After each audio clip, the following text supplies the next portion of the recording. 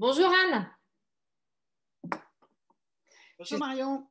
je suis très heureuse de t'accueillir aujourd'hui pour t'interviewer, ton parcours qui est, je trouve, exceptionnel. Franchement, j'ai été impressionnée quand j'ai vu ton parcours et je suis très heureuse de le faire découvrir à la communauté. Et merci de prendre le temps aujourd'hui de nous expliquer ton parcours et tes facteurs de réussite. Avec plaisir.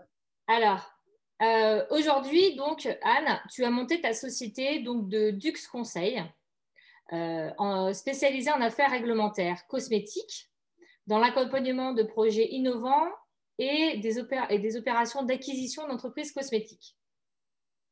Mais avant ça, Tout tu as à un, fait.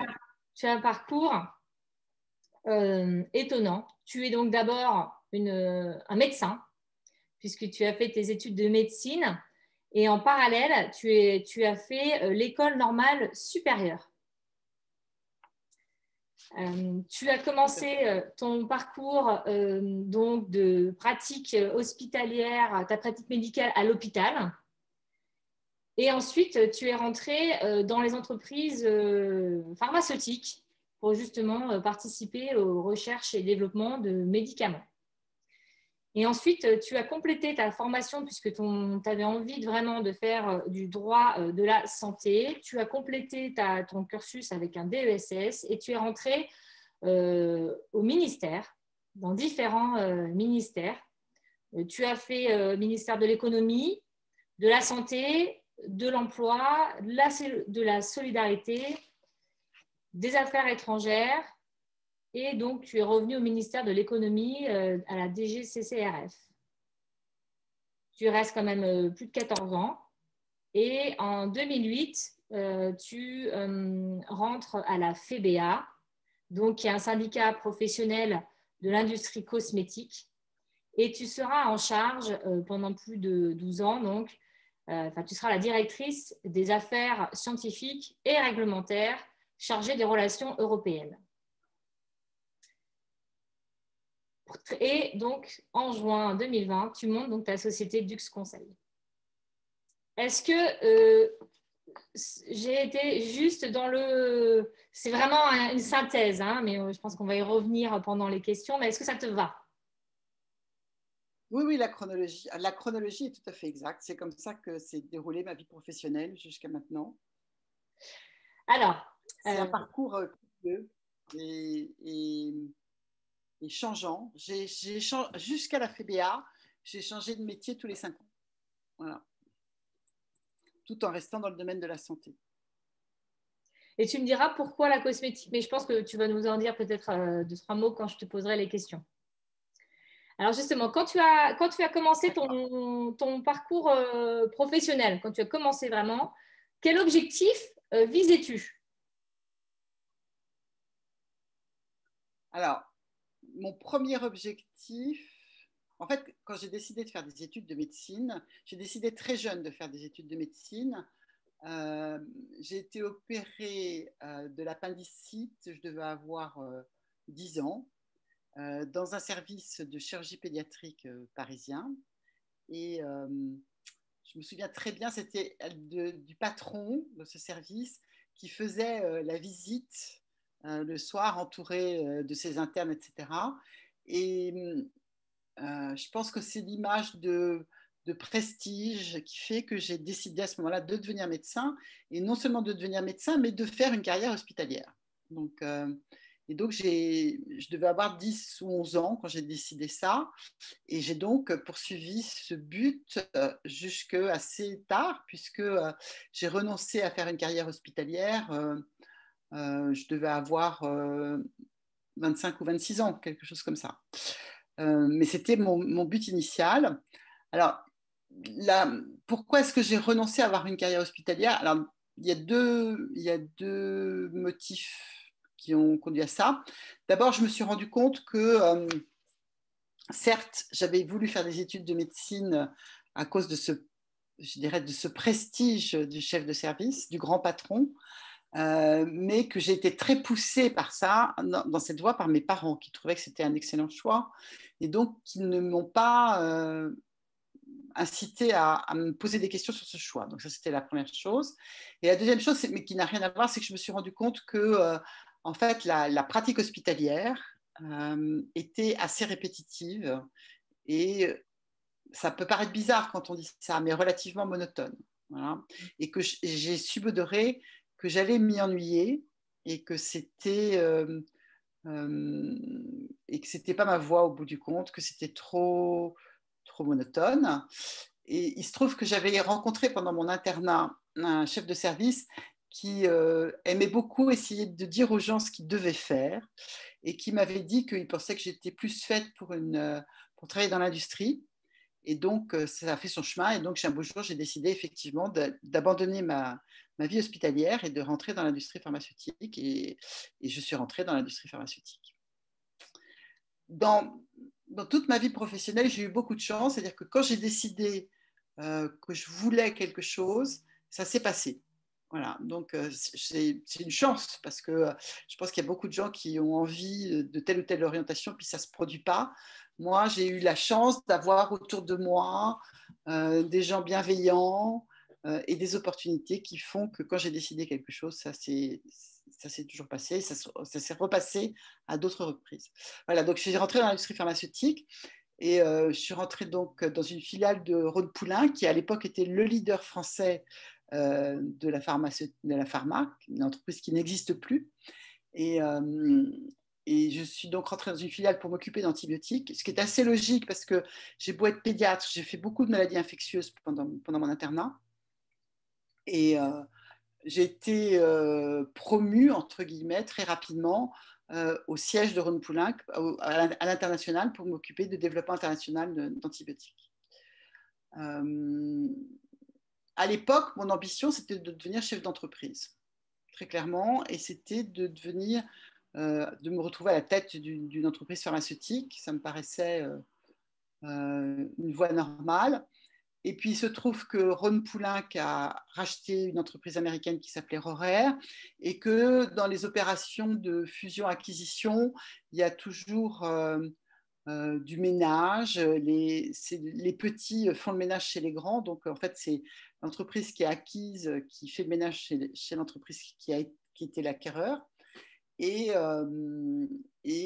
j'occupais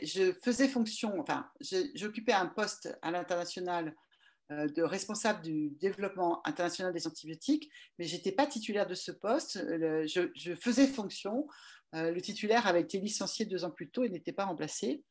Et j'ai fini au bout de 2 ans par réclamer d'être titularisée, donc par aller voir mon patron pour lui dire que j'aimerais bien être nommée. Il m'a dit que c'était une excellente idée et il m'a présenté 3 jours plus tard la personne qui avait été recrutée pour occuper le poste sur lequel j'étais depuis 2 ans.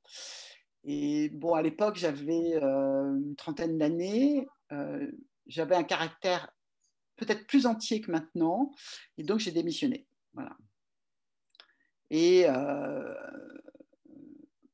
j'ai réfléchi à ce que je voulais faire et je me suis dit que l'industrie pharmaceutique était en crise et que ce qui avait de l'avenir, c'était l'économie de la santé. Et pour des raisons complexes qui sont sans intérêt, j'ai fait un DESS de droit de la santé et non pas d'économie de la santé. Et dans le cadre de mon stage de DESS, je suis allée faire mon stage au ministère de l'économie, à la direction générale de la concurrence, de la consommation et de la répression des fraudes, à l'endroit où on fixait le prix du médicament. Donc il y avait quand même une certaine cohérence dans ce choix. Là, encore une fois, j'ai décidé que je voulais faire ça, de ce stage-là, et j'ai réussi à faire le stage-là. Donc, mais encore une fois, c'est dû à des réseaux et à des opportunités. Voilà. Sauf que à la DGCRF, ils se méfiaient beaucoup de quelqu'un qui venait de l'industrie pharmaceutique, donc je ne me suis jamais occupée de prix du médicament avant bien plus tard dans ma vie professionnelle. Il n'est pas du tout à ce moment-là. Voilà. Et on m'a demandé de m'occuper de développer le droit économique des malades. Alors, le droit économique des malades, c'est un terme un peu barbare pour expliquer qu'on avertit les malades, qui sont des consommateurs, même si les médecins veulent en faire des patients, sur les conséquences économiques de la santé, c'est-à-dire, en fait, ça a conduit à afficher le prix des actes chez les médecins, à afficher le prix des actes chez les kinés, à mettre en place des devis pour la chirurgie dentaire, pour la chirurgie esthétique, etc. Donc j'ai fait ça pendant 5 ans. C'était très intéressant. Ça m'a permis de découvrir les subtilités de la négociation entre associations de consommateurs et organisations professionnelles patronales. Donc, c'est quelque chose qui m'a servi après dans ma vie professionnelle. Donc, j'ai géré beaucoup de négociations compliquées. Et puis, au bout de 5 ans, j'en avais un peu fait le tour de la question. Je voulais faire autre chose. Et surtout, j'étais à l'époque très investie politiquement et je voulais rentrer dans un cabinet ministériel. Et il se trouve que ça a coïncidé avec le moment où la gauche a gagné les élections législatives. Je militais au Parti socialiste à l'époque. Et donc, en regardant la composition du gouvernement de Lionel Jospin, je me suis dit qu'il fallait que j'aille au cabinet de Bernard Kouchner et je suis allée au cabinet de Bernard Kouchner. Encore une fois, j'ai eu la chance d'avoir le bon réseau, le beau profil et j'étais embauchée entre guillemets parce que c'est pas tout à fait enfin c'est un peu particulier le travail en cabinet, mais j'étais embauchée en 24 heures par Bernard Kouchner, d'abord pour m'occuper des professionnels de santé, des relations avec les professionnels de santé, du fait de mon expérience dans la négociation avec les professionnels, et puis du droit des malades. Et quand Martin Hirsch, qui était le directeur de cabinet, a été nommé à la tête de l'AFSA, de l'Agence française de sécurité de l'alimentation, qui n'existe plus, mais enfin qui existait à l'époque, Martine Aubry et Bernard Kouchner m'ont demandé de remplacer Martin, donc j'ai été nommée directrice de cabinet. Voilà. Tout ça a été très bien, mais Kouchner, qui avait la bougeotte, a trouvé très judicieux de partir comme administrateur du Kosovo. Je vous rappelle qu'il y avait de la guerre à ce moment-là, comme administrateur du Kosovo. Et donc, je me suis retrouvée directrice de cabinet sans ministre, ce qui est un poste un peu particulier. Ça n'a pas duré, bien sûr, très longtemps. Et c'est le moment où le pôle diplomatique, c'est-à-dire en fait Hubert Védrine, qui était ministre des Affaires étrangères, et Charles Jossin, qui était ministre de la Coopération, se sont rendus compte qu'il fallait quand même prendre à bras le corps la question du sida dans les pays en voie de développement. Là, il y avait eu des initiatives françaises avant, mais il fallait vraiment en faire une question centrale. Et donc, ils m'ont demandé de venir m'en occuper, ce que j'ai fait avec plaisir. Et donc, j'ai travaillé pendant 2 ans et demi au cabinet de Charles Josselin, et ça a abouti à la création du Fonds mondial de lutte contre le sida, la tuberculose et le paludisme. Et en même temps, ils m'ont demandé assez rapidement de m'occuper de questions d'environnement. Et donc, j'ai participé à des négociations de conventions internationales sur l'environnement. Et donc, dans cette expérience-là, j'ai développé la négociation à l'international, c'est-à-dire au sein des États membres, dans l'exercice de la présidence française, puisqu'à un moment, on était sous présidence française, puis à l'international pour arriver à convaincre les gens, et ce n'était pas une mince affaire à l'époque, qu'il fallait traiter les malades du sida et pas seulement leur vendre de la prévention, et c'était assez compliqué. Voilà. Et malheureusement pour moi, malheureusement pour le pays peut-être aussi, Jospin a perdu les élections et le ministère de l'économie, qui me payait toujours, puisque j'étais mise à disposition des autres ministères, m'a demandé de revenir travailler pour eux. Et je suis donc retournée à la DGCCRF, où j'ai été nommée chef du bureau de la santé et où on m'a demandé, 6 mois après ma nomination, de m'occuper également des cosmétiques qui étaient gérés par un autre bureau à l'époque. Voilà, et donc je me suis retrouvée à la tête d'un bureau qui s'occupait de l'ensemble des questions de santé et des produits cosmétiques. Et à l'époque, je me suis occupée du prix du médicament parce que je siégeais au comité économique des produits de santé. Enfin. Voilà, donc j'ai passé 5 ans à faire ça. Et puis, j'avais aucune possibilité de promotion parce que je ne pouvais pas être nommée sous-directeur, qui était le poste au-dessus du poste de chef de bureau, parce que pour être sous-directeur, il faut être administrateur civil, et que je n'étais pas administrateur civil parce que je n'avais pas fait l'ENA. Et j'avais volontairement pas fait l'ENA, parce qu'en sortant de Normal Sud, je pouvais tout à fait faire l'ENA, et j'avais choisi de ne pas le faire. Voilà. Et donc, j'ai décidé qu'il fallait que je change. C'est un débouché assez logique des gens qui partent de la DGCRF, c'est d'aller dans les syndicats professionnels. Et quand j'ai su qu'il y avait un poste libre à la FEBA, ben, j'ai postulé parce que je me suis dit que c'était là où il fallait que j'aille. Et j'ai été embauchée à la FEBA. Voilà. Voilà ma vie professionnelle. J'ai atteint un âge respectable, on va dire, pour ne pas dire canonique, et donc j'ai fait valoir mes droits à la retraite. Et j'ai décidé donc de créer une activité de conseil en me spécialisant dans ce que j'aime le plus, c'est-à-dire en fait l'accompagnement des projets innovants, c'est-à-dire de ceux qui ne rentrent pas dans le moule, des projets qui ne rentrent pas a priori dans la réglementation. J'ai fait beaucoup ça quand j'étais à la FEBA parce qu'il fallait aider l'industrie cosmétique à développer ses innovations et je souhaite continuer à le faire. Voilà, tu sais tout de ma vie professionnelle. Bah, merci, c'est super intéressant de voir justement qu'à chaque fois il y a des étapes bien précises et que finalement tu suis les opportunités qui arrivent et aussi tu écoutes quand ça ne va pas, tu le dis et puis tu pars et puis tu vas rebondir à chaque fois pour trouver voilà, un nouveau chemin, un nouveau parcours. Toujours quand même dans l'objectif, j'ai l'impression en t'écoutant que tu veux quand même rester dans la santé et aider en fait aussi le développement de produits, que ce soit des médicaments ou des cosmétiques, en ligne avec la réglementation et puis bon pour le citoyen en fait, aussi pour l'humain en fait. J'ai l'impression qu'il y a quand même cet objectif de vraiment oui, j'ai toujours pensé que, j'ai toujours voulu que ma vie professionnelle ait une utilité sociale. Ça a toujours été quelque chose d'important pour moi.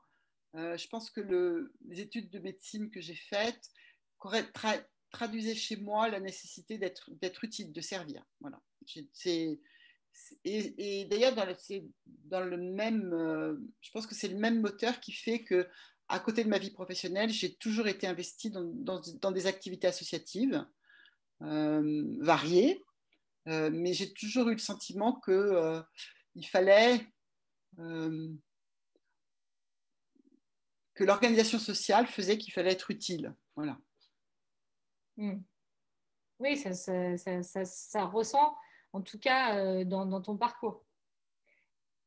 Anne, est-ce que justement pour avoir cette utilité, est-ce que tu as mis en place un plan d'action particulier? Qu'est-ce que tu as fait vraiment pour atteindre tes objectifs? Très franchement, j'ai mis en place aucun plan d'action particulier et je pense que je ne crois pas beaucoup au plan de carrière. Voilà. Alors, c'est compliqué quand je te dis ça parce qu'en même temps, je suis en train de conseiller une de mes filles de ne pas faire tout à fait ce que j'ai fait et d'essayer d'avoir un peu plus, non pas un plan de carrière, mais un peu plus une organisation un petit peu plus réfléchie.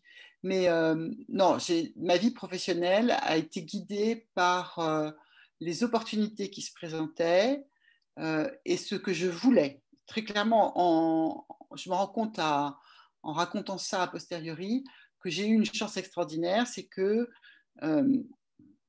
quand j'ai voulu faire des choses et quand j'ai voulu les faire, j'ai pu les faire. Voilà. Je pense qu'une des raisons pour lesquelles j'ai réussi ça, c'est que mes études, mon parcours universitaire impressionnait beaucoup les gens. Et que comme ça impressionnait beaucoup les gens, ça m'a ouvert beaucoup de portes. Voilà. Moi, ça ne m'impressionne pas ce parcours universitaire, mais ça impressionne les gens. Donc, ça m'a beaucoup rendu service. Et puis l'autre chose que j'ai eue, c'est que je pense que j'ai eu de la chance. J'ai eu la chance de connaître les bonnes personnes au bon moment et de trouver des opportunités qui correspondaient à ce que je voulais faire. En effet, c'est impressionnant de voir quand tu vois que tu as fait médecine en parallèle, tu as fait l'école normale supérieure, c'est vrai que ce n'est pas donné à tout le monde. Il doit avoir une charge de travail quand même assez conséquente. Déjà, médecine, en plus, l'école supérieure, normale supérieure, c'est quand même en effet assez impressionnant quand tu vois ça. Oui, c'est pas si impressionnant que ça. Je travaille vite et j'ai une bonne mémoire, quoi. Voilà. Ok. Et alors, justement, dans quel état d'esprit étais-tu pour justement essayer d'atteindre tes objectifs que tu voulais? Je crois que, alors, paradoxalement, je n'ai pas tellement confiance en moi. Mais c'est assez compliqué parce que je n'ai pas tellement confiance en moi. j'ai eu beaucoup peur. Alors, je viens d'une famille un peu particulière. Euh, mon, mon père était chef d'entreprise. Alors, mon père était chef d'entreprise et ma mère était femme au foyer, élevant ses enfants, ayant arrêté. Elle avait travaillé jusqu'à son mariage, mais elle avait arrêté de travailler alors qu'elle avait un poste important. Et donc, je vivais dans une quiétude de petite fille qui n'a pas de soucis. Et puis, mon père a fait faillite. Et ma mère a été obligée de se remettre à travailler assez tard. Et elle a eu beaucoup de chance. En même temps, elle avait beaucoup de talent, mais elle a eu beaucoup de chance parce qu'elle avait très peu, enfin, entre guillemets, relativement peu de diplômes. Elle avait une licence en droit. Et ce qui, pour sa génération, est quand même important, mais c'est pas un diplôme extraordinaire. Et elle a réussi à retrouver du travail très tard, puisqu'elle avait presque 50 ans. Et elle a réussi à nous faire vivre. Je suis l'aînée de 3, donc on était 5. Et elle a réussi à la fin de sa vie professionnelle de manière très brillante, puisqu'elle est devenue chef de service dans une grande entreprise. Bon. Et j'ai toujours eu peur. J'ai eu une peur constante dans ma vie. J'ai eu une peur du chômage. J'étais au chômage pendant un an. Et j'ai eu peur du chômage. Et j'ai mis très longtemps à comprendre qu'en fait, je n'avais pas de raison d'avoir peur de quoi que ce soit, que étant médecin, je pouvais m'installer quand je voulais, etc. Et gagner ma vie comme ça. Mais je me suis jamais, jusqu'à ma création toute récente, je me suis jamais lancée dans une activité entrepreneuriale. Et j'ai toujours voulu rester salariée parce que j'avais besoin de me sentir protégée. Et je pense que c'est quelque chose qui m'a aussi guidée dans mes choix. C'est-à-dire qu'il y a des risques que je n'ai pas pris parce que j'avais cette peur de l'exclusion, de la trappe à pauvreté. J'ai vécu seule avec 3 enfants donc, et sans aide financière importante. Donc, j'avais besoin d'assurer la solidité de ma vie familiale. Voilà. Donc, il y a des risques que je n'ai pas pris. Et je pense que c'est plus ça qui m'a guidée. C'est plus la volonté d'être sûre de nourrir ma famille qu'autre chose. Mhm. Ah ouais, mais c'est quand même un état d'esprit. Tu perds pas ta ligne directrice. Tu sais où tu vas. Oui, mais alors, on me dit que j'ai beaucoup de caractère, enfin, que j'ai trop de caractère. Martine Aubry a l'habitude de dire que c'est aux femmes qu'on dit qu'elles ont trop de caractère, qu'on dit jamais ça aux hommes. Je pense qu'elle a tout à fait raison.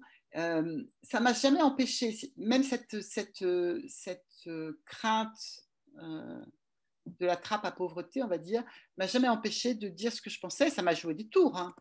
Dans ma vie professionnelle, j'étais un peu trop brutale et un peu trop pas brute. C'est pas vrai que je sois pas très diplomate, puisque un diplomate doit savoir négocier, je sais bien négocier, mais je sais pas tellement mettre les formes et je veux pas mettre les formes. C'est un truc qui n'est pas dans ma nature, mais ça m'a joué des tours, oui, tout à fait. Voilà. Bon, ça m'a pas non plus. Je pense que ça, plus le fait d'être une femme, m'a pénalisée. Je pense que c'est plus le fait d'être une femme d'ailleurs que de dire ce que je pensais. Je pense qu'on vit dans un monde où les femmes ont beaucoup de mal à accéder, même encore maintenant, à des postes de responsabilité. Ouais. C'est vrai. C'est compliqué, je pense. Ça demande une vraie. Je sais pas, c'est compliqué. En effet. Mais en tout cas, j'espère que ça va changer hein, pour les générations qui arrivent. Et il faut qu'on se batte. Quand je vois les vies de mes filles et belles-filles, je ne suis pas convaincue que ça change beaucoup. Hein. Oui, bah, je ne sais pas. J'ai l'impression quand même qu'il y a des choses qui changent. C'est peut-être plus lent qu'on le souhaite, en tout cas. Je suis pas, enfin bon, je suis pas convaincue de ça. j'étais directrice de cabinet, on était, je sais pas, 25 ou 30 directeurs de cabinet, on était 3 femmes. Pourtant, c'était un gouvernement qui attachait beaucoup d'importance à la parité. Euh, Il y a une ou deux femmes au conseil d'administration de la FEBA. Le président de la FEBA n'a jamais été une femme. Je n'ai pas l'impression que ça change énormément. Hein. Dans ces cas-là, comment faire pour que ça change plus vite? Tu aurais des idées?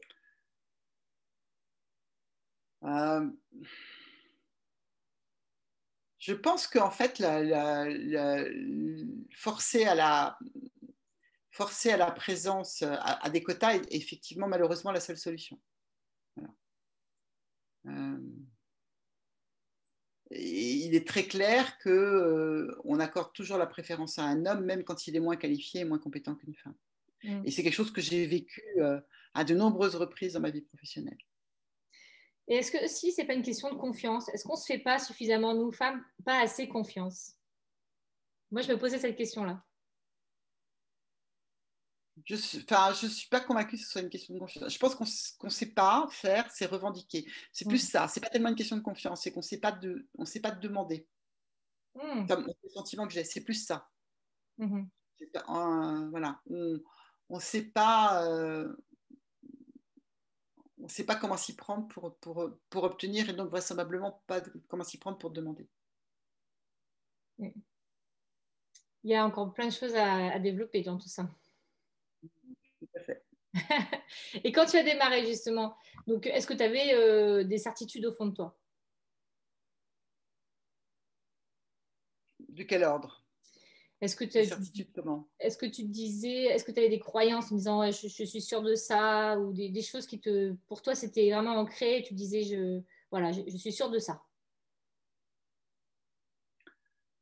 J'étais toujours sûre de. Alors, c'est très curieux parce que j'étais toujours sûre de l'objectif que je poursuivais. Et en fait, j'ai jamais atteint l'objectif poursuivi. Voilà. Donc, en fait, c'était pas toujours de mon fait, mais j'ai jamais atteint l'objectif poursuivi. Je suis rentrée, j'ai fait des études de médecine, j'ai passé le concours d'internat en étant sûre que j'allais faire une carrière hospitalière et terminer chef de service hospitalier. J'ai pas fait ça. Je suis rentrée dans l'industrie pharmaceutique en étant sûre que j'allais me retrouver à la tête d'une entreprise pharmaceutique. J'ai pas fait ça. Bon, l'administration, j'avais pas tellement d'objectifs. Mais par exemple, on m'avait bien mise en garde quand je suis rentrée dans les cabinets ministériels en me disant qu'il fallait s'occuper de sa sortie. Et j'étais sûre que j'allais être nommée dans un corps d'inspection. Je n'ai pas fait ça. Je suis rentrée à la FEBA. J'étais sûre que j'allais me retrouver à la tête de la FEBA et je n'ai pas fait ça. Voilà. Donc, en fait, je n'ai jamais... j'avais des objectifs professionnels clairs, mais je les ai jamais, j'ai jamais réussi. En fait, ma vie professionnelle n'est pas du tout une réussite. Hein. Voilà, quand on le prend comme ça, c'est pas une réussite. Oui, mais quand même, tu t'es épanouie. Est-ce que tu t'es épanouie dans ton métier? Ah oui, oui, j'ai adoré. Enfin, j'ai adoré ma vie professionnelle. Je l'adore toujours. D'ailleurs, elle est beaucoup plus réduite. J'adore aussi la vie que je mène actuellement, qui n'est pas que professionnelle. Non, j'ai adoré ce que je faisais. Je suis toujours allée travailler avec plaisir. Et de toute façon, si j'avais pas de plaisir, je pense que j'aurais changé parce que j'ai jamais eu peur de changer. Voilà. Je pense que c'est ça aussi. C'est que même si j'avais cette crainte du chômage, de l'inemploi, parce que j'ai vu beaucoup de gens autour de moi être victimes de ça, outre mon expérience personnelle, familiale, j'ai quand même vu beaucoup de gens se retrouver au chômage et être dans une situation compliquée. Mais j'ai jamais eu peur de changer. J'ai jamais lâché la proie pour l'ombre, mais j'ai jamais eu peur de changer. Et j'ai toujours trouvé que c'était un truc, c'était une force. Ça. Et j'ai toujours trouvé que j'ai souvent poussé mes collaborateurs et mes collaboratrices à changer parce que il faut pas s'enfermer dans des situations, il faut pas rester trop longtemps dans le même poste, etc. On rend service aux entreprises, mais on se rend pas service à soi-même. Et j'ai jamais eu peur de changer. Voilà.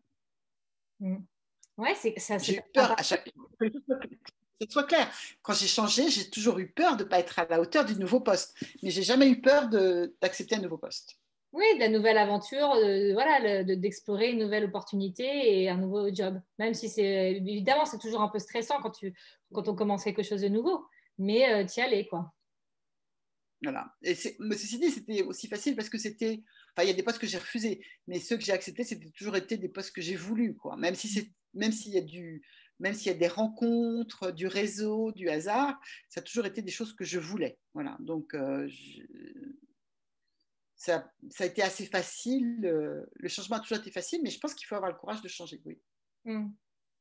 Et justement, entre le début et maintenant, avec toute ton expérience, qu'est-ce que tu as appris ou qu'est-ce qui a changé comme certitude au fond de toi?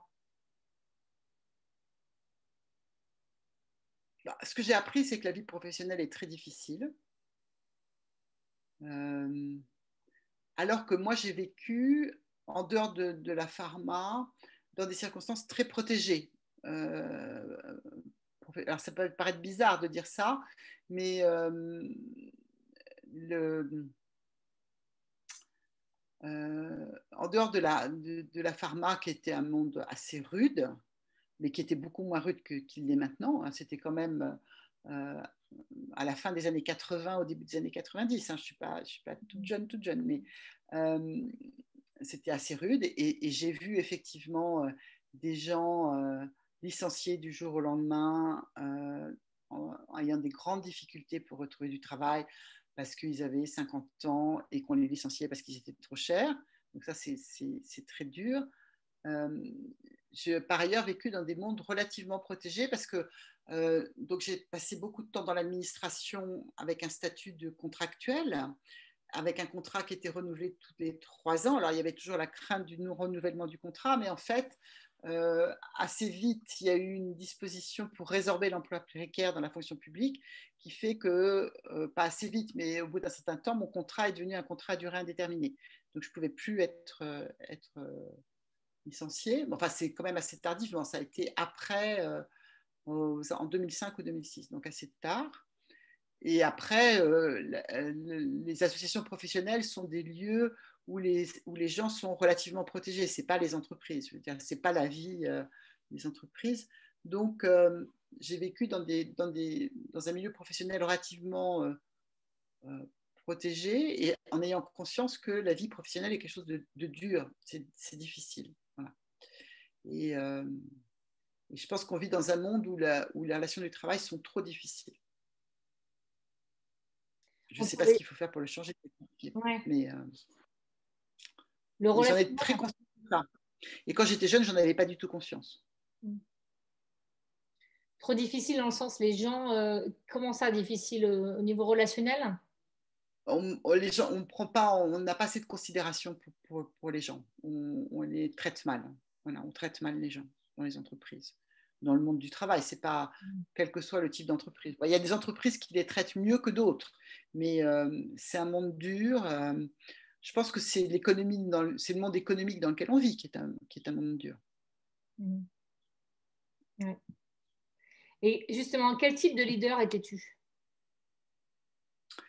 Euh, je pense que alors, c'est assez. Je ne sais pas si j'étais un leader très agréable. Je sais que j'ai dirigé des équipes qui étaient quand même des équipes assez réduites euh, et qui étaient des équipes très féminines, sauf au cabinet où l'équipe était plus mixte. Euh, je pense que je peux être très, très sèche. Je ne suis pas quelqu'un de très autoritaire, mais je peux être très sèche parce que j'ai du mal à, à admettre que les gens n'aient pas envie de faire les choses. Voilà. Je pense que c'est un de mes défauts en tant que leader, c'est que j'ai du mal à admettre que les gens n'aient pas envie de faire les choses. Je pense que par ailleurs, je suis plutôt un leader protecteur. Voilà. Je dois être plutôt... alors, je sais que je suis un leader protecteur parce que j'ai vécu des expériences avec une hiérarchie harcelante. En fait, j'ai vécu un épisode assez compliqué à la DGCRF où il y avait une sous-directrice qui harcelait donc les chefs de bureau donc, qui étaient sous ses ordres et tous les collaborateurs de ces chefs de bureau, et qui était donc ma sous-directrice. Et j'ai vraiment protégé mon équipe. C'est-à-dire que les seuls qui n'étaient pas harcelés, c'était les gens qui travaillaient avec moi. Voilà. Moi, je me suis fait très, très harceler, mais je pense que j'ai la force de caractère qu'il faut pour résister. Bon, en tout cas, ce n'est pas une force de caractère. J'ai le caractère qu'il faut pour résister aux harceleurs. Mais je sais que ça m'a montré que j'étais capable de protéger mes équipes. Et je pense qu'il faudrait poser la question aux gens que j'ai encadrés, mais je pense que je suis quelqu'un qui est protecteur. J'ai aussi toujours voulu et toujours essayé de faire en sorte que les gens qui travaillaient avec moi soient promus. J'ai toujours essayé de pousser les gens à, à faire plus, à faire mieux, y compris, enfin, surtout dans leur intérêt propre. Pas toujours avec succès, hein, parce que c'est plus compliqué que ça. Mais voilà. Tu valorisais tes équipes. Oui. Écoute, merci Anne pour tout ce partage. Bah, c'était un plaisir. C'est très amusant de revenir sur plus de 40 ans d'expérience professionnelle. Oui, merci pour ce partage et cette sincérité, parce que justement, je trouve que c'est important, moi, de comprendre qu'on peut réussir, que comme tu disais, les objectifs, eh ben, on veut les atteindre, mais on les atteint d'une autre façon et de continuer et de trouver aussi la force malgré tout à avancer, quoi. Parce que malgré, comme tu dis, il y a des difficultés de la vie. Donc, merci pour ce partage parce que moi, je trouve ça inspirant et moi, ça me permet de aussi garder confiance et de me dire que tout est possible et qu'il faut y croire et persévérer en tout cas. Donc, Bon, bah, écoute, je te remercie parce que c'est très instructif aussi de réfléchir, parce que je ne réfléchis pas tellement à mon passé, et c'était intéressant de réfléchir et de le partager. oui, puis je trouve que c'est intéressant aussi de connaître, de se connaître dans notre communauté de cosmétiques et parfums, parce que finalement, on a tous des parcours très intéressants et enrichissants, et on n'a plus l'opportunité de se rencontrer et de se découvrir. Et voilà, merci donc pour ça, parce que je trouve que en tout cas, ça permettra aux autres de la communauté qui regarderont de découvrir qui t'es et ton parcours. Donc, si on veut te contacter, tu as un compte LinkedIn. Et on peut te contacter aussi par mail, donc duxconseil@gmail.com. Exactement. Et en tout cas, bonne continuation pour tes projets d'innovation et pour accompagner les projets d'innovation. Et je te dis à bientôt, Anne. À bientôt. Salut.